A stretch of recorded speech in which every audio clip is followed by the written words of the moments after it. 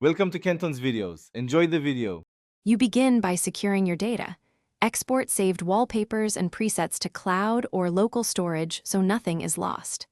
Next, force stop the Wallpaper Mix app and turn off any live wallpaper set by it, because an active live wallpaper blocks uninstall.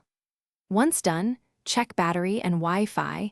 Make sure you have at least 20% battery and a stable connection. These steps remove obstacles and explain why we act now.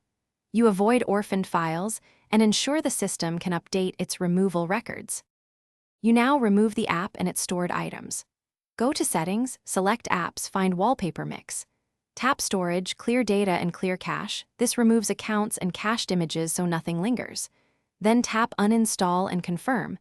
If the button is grayed out, check Device Administrators and revoke Wallpaper Mix access because system privileges prevent removal. If uninstall still fails, reboot into safe mode and repeat the clear data and uninstall sequence. Safe mode stops third-party processes that can block removal. You finish by rebooting the device so the system rebuilds its app list and thumbnails.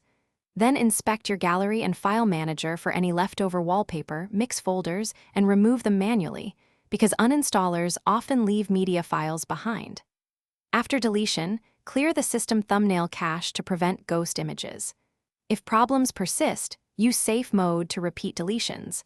As a last resort, perform a factory reset only after backing up, since that eradicates persistent, permission-locked remnants and resolve. Thanks for watching. Consider subscribing if we helped you.